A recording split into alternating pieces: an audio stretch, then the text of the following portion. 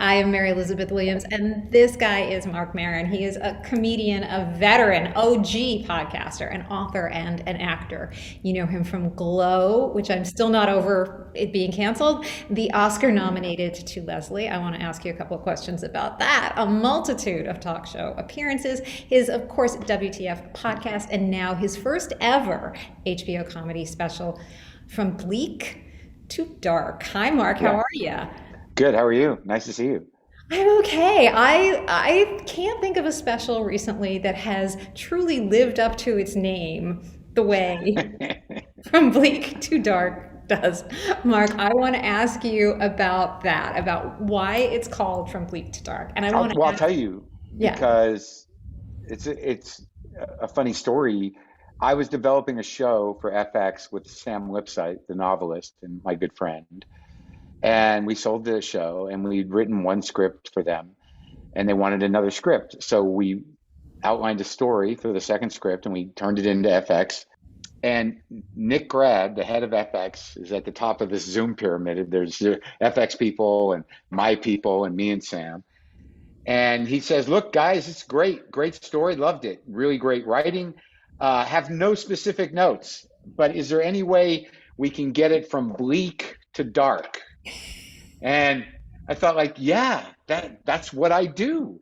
So that's my whole life. Just move, So just yeah, yeah, move the exactly. needle a little. I Yeah, want to just a ask you, little. is there anything like what is the next gradient shade on that spectrum? If you go I from guess from like, well, I would think from dark to okay, but I'm really okay, which is I think implicit in the presentation because I'm a comedian and I obviously have a handle on this stuff. But I from dark to joy, I think would be good, but that seems like a big jump. yeah. So how about from dark to good would be good. Like I like how you say like pretty good, like okay, like just from Yeah, dark okay. to Yeah. okay. And I'm there. I'm okay. I'm okay today, right now. That's more than good enough. All right. I loved this special so much, and I think it's coming at this moment where it's resonant for so many people. We've all just really been in it the last couple of years, and Yeah. this experience of grief that is really kind of the central part of this show is such a universal experience. We all go through it, but we all often go through it so privately. It's such a taboo. There's so much almost shame around it. You went through grief in a really public way. You had to experience loss in a public way, and you talk about that in the special. I want to know what that was like, and if there was anything that was kind of good about having that experience of loss and grief be in such an open way. Well, I mean, certainly chose to make it more open than was necessary. Outside of, magazines and trades and the show business community, picking it up. I didn't need to do I didn't need to make it as public as I did, but I did because I'm a guy that shares his life. And in terms of isolation, being how most people handle grief because of shame or that people don't know what to do with it, like I was actually isolated because it was COVID. So like the sort of things that are afforded people in grief, like even just sitting with other people or spending time with family or even a fucking funeral, were we're not there. They were not. It was not a possibility. And I don't know, the choice to do my podcast and treat her death as we treated other guests on the show at that time, which was to repost the episode and maybe have some feelings or thoughts about it. The choice to do that was difficult because that was like 2 days after, and I was, deeply in shock and shattered. And my producer said, "Look, we don't ever have to do another podcast again. I mean, you do whatever you want to do here." But I thought, like, well, this is something that everyone is going to experience or has experienced. Whatever I'm going through right now, in one form or another, is one of the most common human experiences. Though I've never heard it, I've never been in the guts of it. And I said to myself, like, well, I'm in the guts of it, and and you can share this if you want, but I knew that it would be unmanageable and unruly, and not in any way controlled or pretty. And I just chose to do it, mostly out of service to others, honestly, and Yeah. out of respect for her, though that would not be ongoing. I knew that there would be another time where I could honor Lynn, but to honor those feelings, and then to make them public because I felt that they needed to be shared. That was really most of the incentive. I don't know if I'd call it selfless because it was gnarly, but that was why I thought to do it in that day. But then, like, the public thing became a little tricky because people wanted to talk to me about it. And one of her cousins reached out to me and said, you should, maybe, cool it. You're not the only one who's grieving. And, you got to give other people the space for that. And I was offended by that at first. I thought, like, hey, fuck that, fuck you. My grief is my grief. But I realized, but I am in in the position to make it public, and I don't have to. There are people that have knew her longer, that have long relationships. She had, has a son and an ex-husband and family, and I'm the one who's getting this attention. So I stopped doing interviews about it, and I think that's where the thought in the special about that really realizing that when someone dies, you're not the victim, they are really. So manage that, and out of respect for them, behave properly. It was difficult with her family because I didn't really know them, and if I hadn't asked her for the code to her cell phone when they were taking her away in the ambulance, I don't know what would have happened. I mean, it was really one of these situations where, I had to call an intensive care nurse and say, go get her phone and, give me some Sheltons because I don't know who to call. And, it was heavy because she had put me down as her contact, and she didn't think she was not going to come out. So I had to loop these people in, and these were not people I had a relationship with because we weren't together that long. I just took it head on and didn't really think of it as a creative undertaking or think to even. Well, I read the Joan Didion book. I want to ask you about that because everybody who has seen this special so far, it's one of our favorite moments. It's one of our favorites. Oh my God, moments. Because if you've lost Yeah, somebody, somebody has handed you that damn book, right? And there is, and if yeah, you're a right. creative person, you have those two responses, which is, thanks for the book, and also, oh, damn, now am I supposed to do something Yeah, with my own yeah, tragedy? Are you kidding me? yeah. So Well, when yeah. it, I mean, and that line I think came later. Like that. Some of these things just sort of kind of folded in around that. Yeah. Well, Patton actually sent me the C.S. Lewis book, which is daunting. His book on grief. I couldn't even really handle it. It was not because really what you want is like, like I need some advice, and I need this to I need to feel better. Um, but yeah, that joke, the second part of that joke, the do I have to? Should I be writing a book? It kind of came later than the first one, the first joke, which was sort of like, I'm sad she lost her husband. This doesn't help me at all.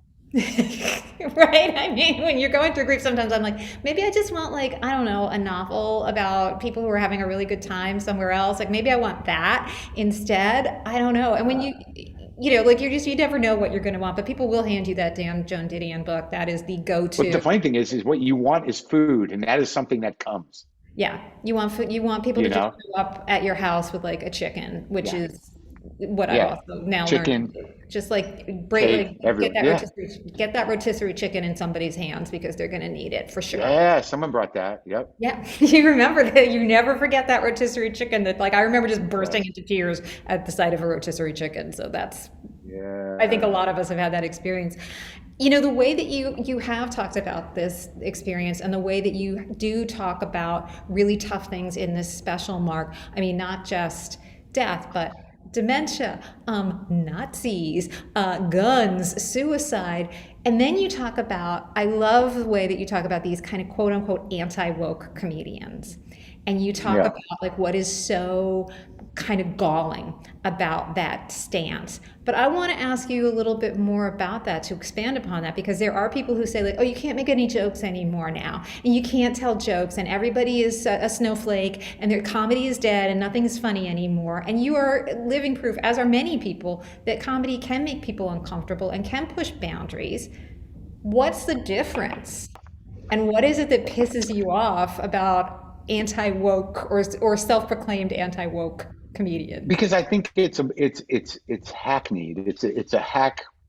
It's like there are a lot of people that rally around that idea that are not fundamentally comedy fans, but there's a tribalism to it. So they're going to champion these guys who, you know, see themselves as victims in this big war against you know, woke censorship. But the truth is like there's like two or three tropes that they all hit.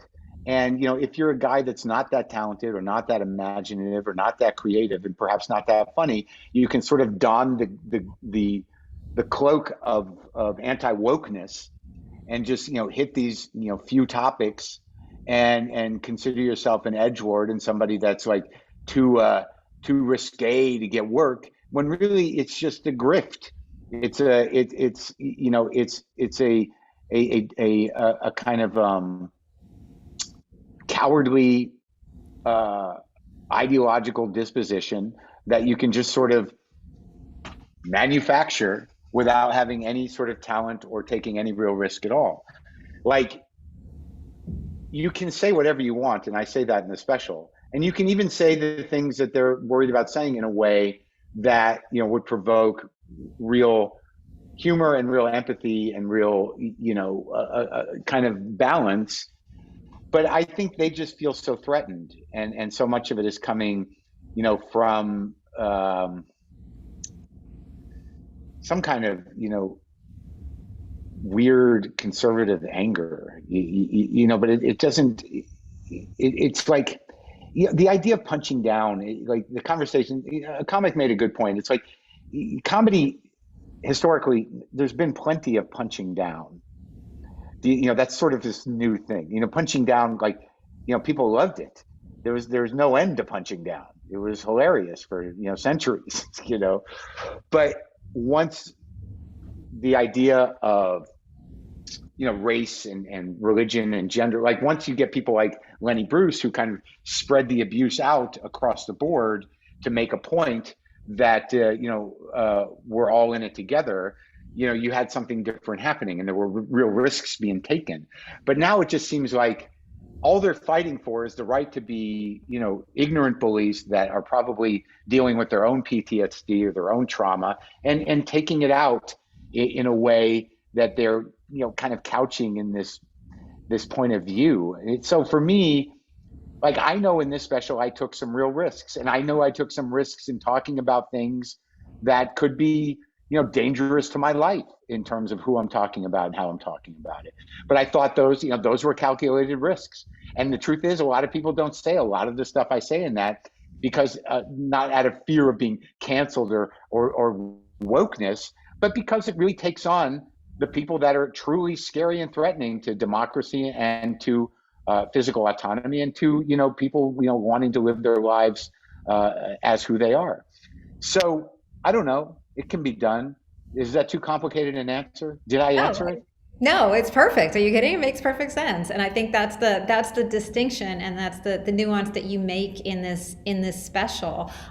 You are also, Mark, not just doing this special right now. You are in a movie that has been nominated for an Academy Award. I have to ask you about that because you have spoken up on your Yeah. podcast about the nomination for your co-star. What has this controversy this year revealed about the wiggly underside of the rock that is the award system in I Hollywood? don't know that it revealed anything that no one knew. I mean, much, you know, there was no crime at hand, and there was no malfeasance, and there was no, you know, shady business. You know, I think that the sort of status quo was shaken by and taken by surprise by, you know, what was fundamentally the support of other actors to deliver an actor, and I don't know. I look, politics and, uh, campaigns and money that goes into getting people these statues has been happening since the beginning of the Academy Awards. Why they chose to make an example out of her and this one is very dubious and really disappointing. I think they were muscled by, moneyed interests, as to like, how could this have happened? There's a whole industry of consulting and publicity and movie money that goes into, getting these statues. And then there was also the optics of it being loaded because of who wasn't going to be nominated because of this. And I thought they just decided to just make this public declaration to somehow thinking that would get them off the hook somehow. But I guess after investigating it and after journalists took a shot at it, and there was nothing really inappropriate about it. And the truth seems to be that if new rules need to be made around how social media is involved in these campaigns, then you could have done that quietly and figured it out for next year, as opposed to, make an actor, Andrea Riseborough, who is not looking for this type of attention, was not an awards whore, and never was doing it for that. She does it for the work. She's a real artist. And now this beautiful thing happens, and it's just toxic as hell because of institutional insecurity and moneyed interests, being upset. Yeah. I want to ask you one more thing, Mark. It's always great to, like, I can't wait to talk to you again, because like I just ask you a question and you just shoot straight from the hip. One of the things you wrote recently that I absolutely loved was about playing music and about what has changed for you in your relationship with playing music and getting over fear. And getting over fear of failure. And you even cited I couldn't believe it when I read it. You cited one of my all-time favorite songs, Mark, Johnny Thunder's You Can't Put Your Arms Around a Memory. Yeah. I got chills when I read that. Tell me what's changed for you, what shifted, because we're all afraid of failing. We're all afraid of being bad at stuff. We're all afraid of like, if I try and I'm not good at it and I suck, I'm gonna be uncomfortable. What's changed? I don't know, for you? well, I don't know where it changed specifically, but like I think it was somewhere around, like with comedy. Look, I have really done my share of bombing. So, I don't know if I frame it exactly right, but I've definitely done a lot of failing, as a stand-up, and that's just sort of part of it. But I don't know that I saw that as, it just is part of it. But like with other things like acting, I think what I realized when I did Maron was that I was not going to be good, and that I was just going to have to suck that up. Like there's no way I could walk into doing my own show on television and, nail it. Because I'd seen my peers, start to do acting, and they all kind of were bad. They just didn't know what they were doing. So I think that was the first kind of moment of realizing, just accepting that I was not going to be great, and I wasn't, and arguably I wasn't that great all the way through it. I was good enough, but I did learn. And with music, it was just this thing that like I did a few, things with, nights where I could, they'd have comics sing and play, and just to start getting over the fear, but then to actually play with other people and practice and stuff. I don't know, Flanagan, the guy who runs and books Largo here in Los Angeles, says, just do it. I'll give you a couple guys, you call them, see if they work out. And it was like, what I realized, like, it was never my dream, that to be in a band. I always wanted to, but I never did it. I've always played guitar, but I didn't ever have anything invested in it. Like, I never was like, this is the thing I'm going for, music, but I always played and I like playing. So I guess it was really just sort of like, well, this is it, man. If you really don't have any expectations out of it, but you enjoy it, why not do it? So I just do it, and I do it honestly, and I think I'm good enough to do it. I think that's the other thing. I think my guitar playing, I had to believe that I was good enough, and all that took was realizing, like, most of the guys that I love are not good guitar players, but they are their own thing. Do you know what I mean? But I think I'm always judging myself against either arena acts or guys that, like, who can play fast and read music and all this. But truth of the matter is, my favorite guitar players are sloppy. Johnny Thunders, what a mess. And it's sort of like, I can play 3 or 4 chords with feeling, so just do it. So that was really it. It was just sort of like, fuck it, enough already. Fuck And it then enough also, already. Yeah. And just be slop. Like like sloppy is really beautiful, I think, sure Mark. it is. And also, if you're playing with good musicians, you're not going to look that bad. I mean, Jimmy Vivino, who was Conan's band leader forever, and it's like the consummate studio player and sideman, he wanted to play with me. Like, he played in a band. He still does. So, like, he's not going to let me fall. And a lot of times, I'll tell the audience, I'm like, look, I don't like I tried to play ISIS by Bob Dylan, and that song's like an hour long. And I'm like, in the middle of it, I lost confidence, and I'm like, oh my God, there's still so many verses. And I told the audience, I'm like, all right, so I tried, we did what we could. And I'd stop, sometimes I'll stop songs, and like, I tried to hit the note. I tried to do Jealous Guy by John Lennon. I couldn't hit the note.